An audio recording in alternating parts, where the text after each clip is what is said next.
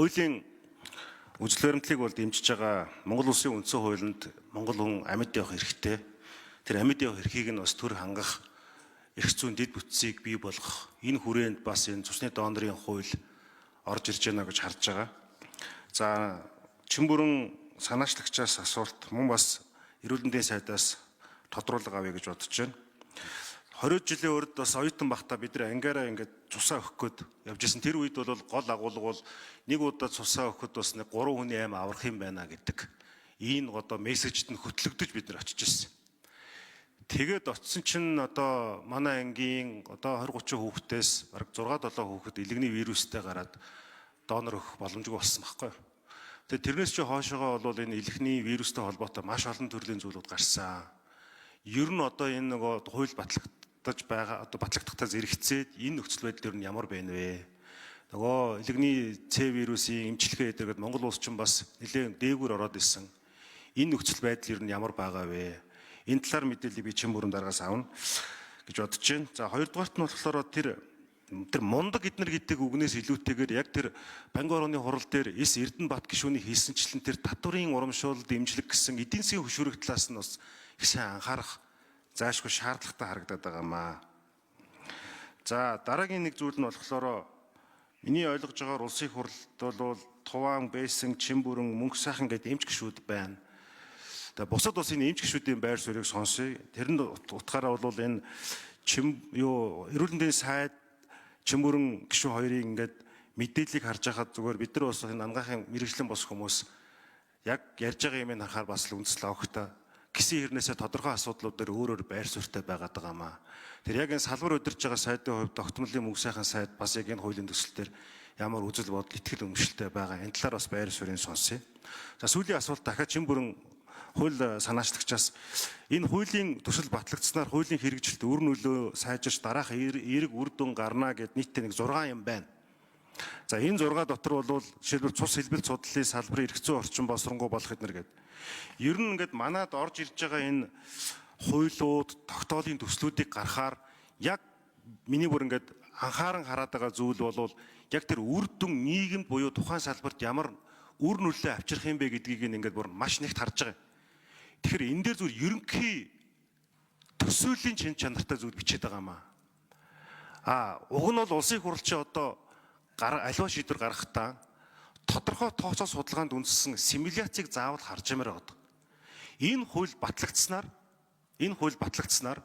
эрх зүйн ямар зохицуултын хоосоо орон зай дүүрч жилд хичнээн хүний амнаас илүү аврагдах боломжтой. Улмаар нөгөө донорын ч гэдэг юм уу бусад одоо энэ зохицуултууд дээр ямар үр нөлөө тэр нь эрүүл мэнд болон эдийн засгийн утгаараа авчрах юм бэ гэдэг дээр ийм төсөөтэй аргачлалын одоо үр дүнгийн төсөөлөл буюу ийм симуляцуудыг хийж ямаар байгаад байгаа. Тэгвэл болохоор одоо ингээд их тийм галтай хуулиуд дээр бөөнөрөө орж ирээл бүтэн явдаг. Гэхдээ яг энэ хүний амь настай холбоотой чухал асуудал дээр танхимд одоо нэг 20-ын гишүүд ч хүмүүс уугаал тэгээ санаачлагчд нь хэлсэн болоод ингээл явцдаг байгаад байгаа. Гэтэл эн чинь бас яг иргэд дээрээ тулаад ирэхээр өвдсөн зовсон хүмүүс дээр бол амин чухал асуудал байгаамаа. За эдгээр асуултуудад хариулт авъя. За хууль санаачлагч Жигжил Сүрэнгийн Чимбүрэн хууль Сүхбат Эрдэнэ улс гишүүнээ юу яхаар байгаа шүү. Хууль санаачлагч эсвэл энд ирсэн ажлын хэсгийн гишүүд л асуултанд хариулна. Тэгэхээр мөнх сайхан сайд бол нэмэлтэнд асуултанд хариулах боломжгүй байна. За Жигжил Сүрэн Чимбүрэн гишүүн.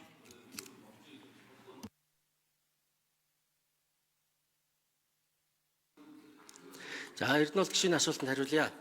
Тэр 20 жилийн өмнө ангаараа очоод цус сэлбэхэд нэг цус өгөхөд 3-8 нас аварна гэж та бүхэн явж ирсэн. Энэ сайхан уламжлал одоо ч үргэлжилж байгаа. Энийг улам сайжруулах, улам дэлгэрүүлэх энэ чиглэл бол чухал байгаа гэдгийг бас энэ ташрамд дурдчихъя. За цус сэлбэлтийн хамгийн гол чухал зүйл бол ерөөсөө халдвар хамгааллын дэглэм, цус сэлбүүлсэн хүн ямар нэгэн тэр цус сэлбэлттэй холбоотой халдварт өвчин архаг хууч өвчтөй болж болохгүй. Энэ бол ерөөсөө нэгд намрын хамгийн аюулгүй байдлын чухал зүйл.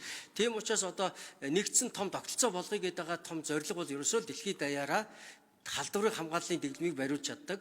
Тэр бүтээгдэхүүн гарсан бүтээгдэхүүн өөрөө аюулгүй юм а гэдэг ногоон гэрэл асаах тэр шалгуур үзүүлэлтүүд нь бас цуврал дараалал нарийн хийгдэг байх хэвээр. Энэ тогтолцоог бид энэ хуулинд илүү оруулж өгж байгаагаар онцлогтой гэдэг бас энд ташрамд хэлчихье. Тийм учраас одоо хэрэгжилж байгаа цусны бүтээгдэхүүн өөрөө аюулгүй гэдгийг бол баталгаатай хэлж чадж байгаа. За хоёр дахь зүйл бол та илгэний өвчлөлийг асуулаа. Тэгэхээр бас илгэний өвчлөл бол одоо Монгол улсад нэлээд илбэг байдгийн бас нэг шалтгаан нь бид одоо өнгөрсөн хугацаанд энэ цус сэлбэлт хийхдээ зарим тохиолдолд бүр сандалсан үедээ орон нутагт зүгээр маарлаар шүүгээд хийжсэн түүхч хүртэл байдаг шүү дээ. Ялангуяа гэртээ төрж байгаа цус алдсан төрх эмэгтэйчүүдэд хийжсэн тэр түүх өөрөө хүний амь нас тухайн үед аварч байгаа сайн зүйл боловч бид одоо ийм бэлтгэл хангасан нөөцтэй байхгүй бол ямар эрсдэлтэй ямар эрсдэл тулгардсан бэ гэдгийг үтцсэн. Тийм учраас энийг давтаж болохгүй тийм ээ. Тийм учраас бид одоо нөөцөө сайжруулах энэ нэгдсэн тогтолцоо бол чухал байна. За үүнтэй холбоотой бас илгэний өвчлөлийг бид бас эмчилж чадж байгаа. Тэр ч утгаараа одоо 26 оны төсвийн төсөөлөлтөд бид бас одоо Д вирус эмчилгээг улам төсвийн нэмж олон хүмүүсийг хамруулъя гэж яриад байгаа нь энэ утга учиртай юм шүү. За татварын хөшүүргийг бид бас оруулж өгсөн. Жишээлбэл одоо татвар төрж байгаа татврынхаа 1% олон нийтийн одоо зөв зүйл зарцуулахыг бол одоо уг нь хуулиараа зөвшөөрөд байгаа. Гэхдээ цусны донор цус одоо цуглуулах үйл ажиллагааны зарцуулахыг бас уг нь дэмжээсэй гэж бодож бид хуулийн заалт оруулсан боловч хууль нийцлийн хувьд бол нөгөө татварын хөнгөлтийн хууль дотор бол одоо цусны донортой холбоотой заалт байхгүй байгаа учраас энэ байнгын орон дээр дэмжигдээгүй. Гэхдээ ажлын хэсгээрээ бид энийг бас ярилцаж анхдагч хууль учраас дагалдах хуулийн нэмэлт өөрчлөлт оруулах боломж бас нээлттэй байгаа гэж харж байгаа. За хуулийн ерөн үр нөлөө ямар өгөөж эдийн засгийн өгөөж юу байна вэ гэдээ харахаар бид ганц л тодорхой зүйл хэлчихье гэж бодож байгаа. Энэ хууль хэрэгжснээр бид нэгт нөөцөл нэмэгдүүлье. За нөөцөө нэмэгдүүлэхийн тулд түрүүн гавлаг шин асуусанчлан орон нутгийн оролцоог нэмэгдүүлнэ нэгт.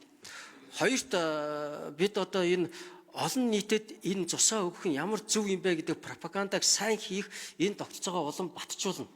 За мөн одоо энэ цусны бүтээгдэхүүн үйлдвэрлэх процессд оролцож байгаа ажилчдын нийгмийн Чимүрэн гишүүний микрофоныг нэмж өгье. оронтой дутагдaltaй. За дээрэс нь одоо бид нөгөө эрүүл мэндийн гүйцэтгэлийн санхүүжилттэй шилжсэнтэй холбоотой энэ нөгөө эмнэлэгт суурилсан цус цуглуулалтын үйл ажиллагаа өөрөө дэвшилгүй болчиход байна. Дээрээс нь нөгөө цалин тэрийг хийж байгаа хүмүүсийн цалин нийгмийн хамгааллын асуудал шийдэгдэхгүй байгаа учраас энэ хуулиараа бид энийг бас оруулж өгч байгаа юм. Тэгснээрээ энэ одоо хүн амын өсөлт, эрүүл мэндийн тусламж үйлчилгээний сайжрал, чанар сайжирч байгаатай холбоотой энэ хэрэгцээг бүрдүүлэх үйл ажиллагаанд оролцож байгаа энэ байгууллагуудын оролцоог илүү сайжруулах юм хууль сайжрах юм аа л гэж одоо товчхон хэлье.